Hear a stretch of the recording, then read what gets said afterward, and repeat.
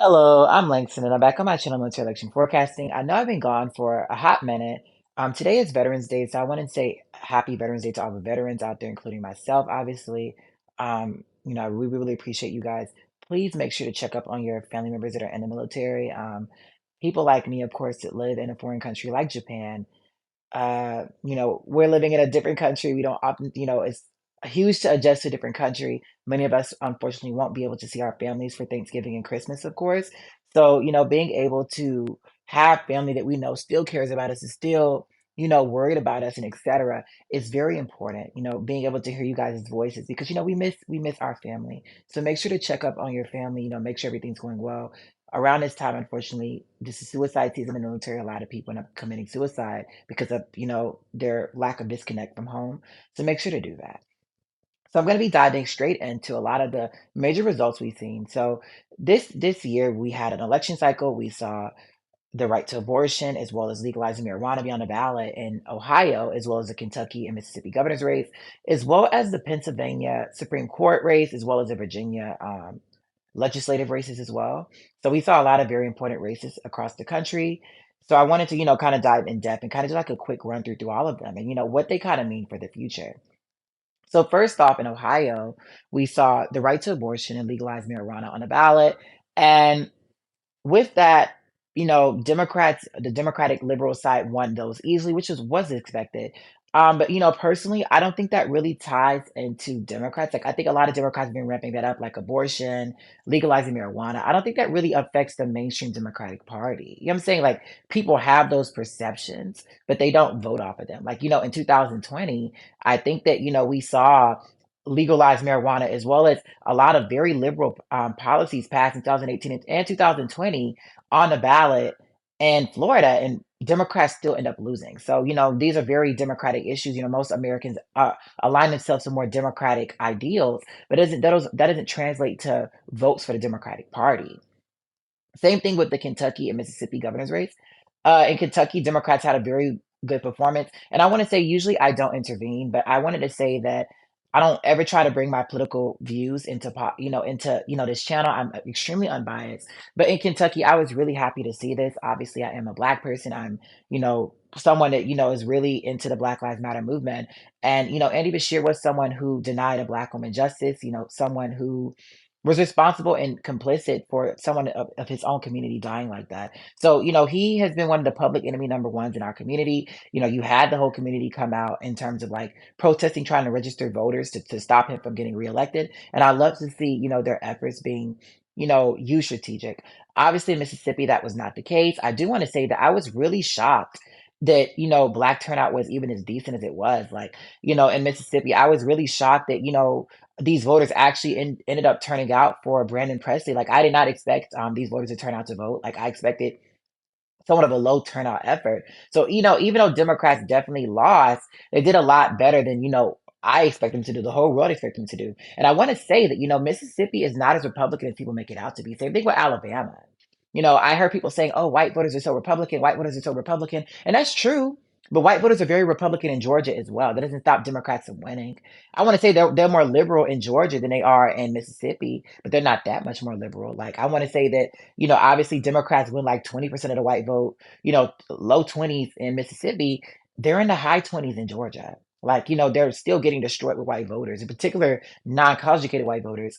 I think Raphael Warnock only won like 19% of non-college educated white voters. I did a documentary about that, and he still won. So again, like when you motivate turnout from your own base, especially in states like Mississippi, they're not as Republican as they come out to be. And it's a reason why, states like Mississippi, like other southern states, fight so hard to stop in particular Black voters from voting because they know what's possible when these voters do turn out to vote. We saw this in Alabama. I did bring this up because I heard people say, "Oh, Democrats have no chance in Mississippi." They won Alabama in 2017. They still did trash the white voters. They did better than usual. They only won like I think in the high 20s with white voters in Alabama, which was an improvement. But they still were able to win. So again, like when Democrats run up the score with their base, if they can get the share of the electorate that's black to overrepresent its share of the population, they have a realistic chance in some of these states like Mississippi. I think that yeah, Democrats did decent with black turnout, but they didn't break 40%. Like for Democrats to realistically have a chance winning Mississippi, they need to win either like 25% of the white vote, or they need to get the share of the black electorate to be over 40%. I don't think they hit that. They probably were in the, mid 30s. If they can get it to hit 40% or more, then we're really talking in terms of going down to the wire, flipping the state. So the two races that were the most representative of the electorate were Pennsylvania and Virginia. So in Virginia, Democrats were nearly able to win both chambers of that Congress, which is very good for them in their agenda, stopping Glenn Youngkin as well. Very sad for Glenn Youngkin from his perspective. This is another race where Democrats did pretty decent with turnout from predominantly black areas. Coming into this race, Democrats just had to get decent black turnout to win. But what we saw in Louisiana, where these voters did not turn out to vote. You know what I'm saying? Like we saw in Louisiana, these voters did not come out to the polls. So because of that, like there was a realistic concern, like, oh shit, Democrats are gonna lose Mississippi by double digits. They might not win in Virginia. And yeah, they'll probably win in Pennsylvania, but it could go down to the wire. So I wanted to say that, there was a lot of concern going into, this because of the performance we saw in Louisiana, which was horrible.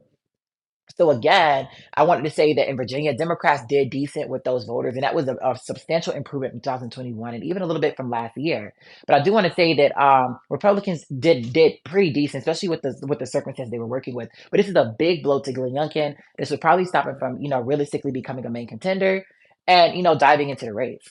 One of the major things I want to talk about, which I think was the most important, was the Pennsylvania Supreme Court race, and the reason why is because it actually represented something that was usually different from races that we see. You know what I'm saying? Like usually races that we see in Pennsylvania. So, for example, we saw Democrats. We saw, somehow Democrats found a way to lose Erie County, despite somewhat, other performances. So Democrats still fucked around and lost Erie County, even though they won statewide. But even though Democrats, there's a lot of good things about this. Like in my opinion, we had a candidate, Carolyn Coluccio, who is from the Philadelphia suburbs, get destroyed in the Philadelphia suburbs.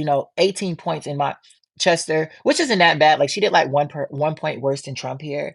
Um, Destroyed in Montgomery though, 32 points. I think Trump only went lost by 26, and this is the county that she is from. Like she's literally from Montgomery County, and she still lost by that much as a moderate Republican. Um, how much in Delaware? 24 points in Delaware. Like that's crazy. Like she got absolutely killed. 10 points in Bucks. I don't understand how Bucks is like has Berks. She even lost Berks County. She lost Lehigh by 14, Northampton by 14 points.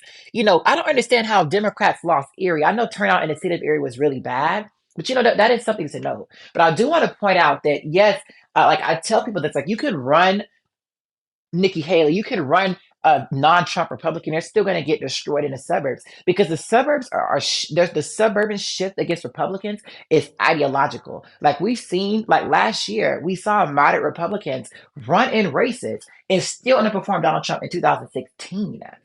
Like they couldn't even get Donald Trump 2016 numbers. The suburbs were trending left far before Donald Trump. So again, like, yeah, Donald Trump might have expedited it, but we're talking about post-Trump.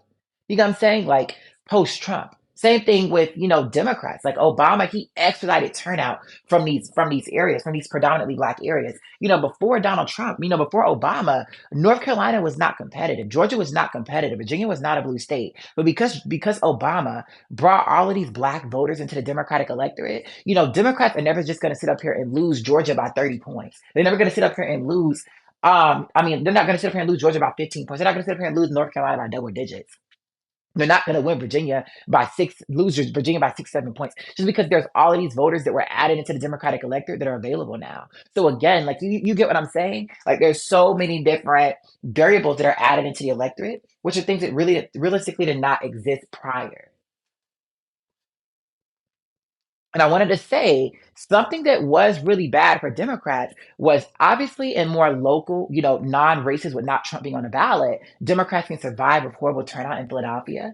But in races where Trump is on the ballot, Democrats are going to need the whole Black community to turn out to vote. I think that they have a reason to, I think they can like afford a drop off in Pennsylvania, obviously in Michigan. They can't in Wisconsin. Obviously not in Georgia, but they definitely can in Pennsylvania, which gives them an advantage going into 2020.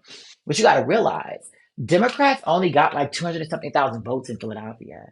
They got more votes in Allegheny than Philadelphia. Like they almost got more in Montgomery. Montgomery County has half the population of Philadelphia. And even though, yeah, it's really good that they're doing well in Allegheny, it's really good they're doing well in Montgomery, Democrats gain more votes in Philadelphia than they do from both of those counties combined. You know what I'm saying? Like, even though Democrats got more votes in those counties, Democrats netted more votes out of Philadelphia than both of those counties put together. You know what I'm saying? So Philadelphia matters the most for Democrats in the state because Democrats are netting like 500,000 votes out of the county. They're only netting like 180 out of Allegheny, 150 out of um you know, Montgomery, you put that together, that's not even 400,000 votes. You know what I'm saying? Like all of the Philadelphia suburbs put together don't net Democrats as much votes as Philadelphia itself. So if Democrats can't turn out voters from their own base, that is going to be a problem because Trump is going to maximize turnout in these rural areas, in these working class areas. Other Republicans, they can't succeed at doing that. But, you're going up against Donald Trump. So, I hear people saying Democrats keep winning all these elections, and that is very important. Like, that's a good win for them. But Democrats are not seen as the same as Joe Biden. And I think people need to, associate that. Like these candidates are not viewed the same. And the last thing I want to bring up is, very similar thing with Republicans. Like Republicans and Donald Trump are not viewed the same. Donald Trump might be responsible for banning abortion, but people don't associate that. They blame Joe Biden for not stopping him. So again, like the perception of how it's viewed from the American public is not how you guys are putting it together. Like people need to become more associated with its perception. We're seeing, the Gaza Israel conflict that's really hurting Republicans. I mean, Democrats with their own base, in particular, younger voters. We know Joe Biden was already struggling in some instances with Black voters. So, I mean, that's something we already knew. But Democrats need to solidify their hold with Black and young voters going into 2024. Donald Trump, we saw Democrats dominate in all of the special elections for the most part between 2000, during Trump's term, and Trump barely lost. So again, like, that shit did not stop Donald Trump going into 2020. That, all but impeachment, like all of those scandals did not really have that big of an impact on him. That's the same thing you're going to see going into 2024. Trump is not the Republican Party and Joe Biden is not the Democratic Party. I want people to make sure they understand that because people are running with their own beliefs, their own, frustration with Donald Trump, and that's not going to tie into how the American electorate looks at it. So again, I'm Langston, and that's all I had to say on my channel, Military Election Forecasting. Make sure to have a nice day, you guys. Please like, comment, and subscribe down below. Again, have a great Veterans Day, and thank you guys so much again. Goodbye.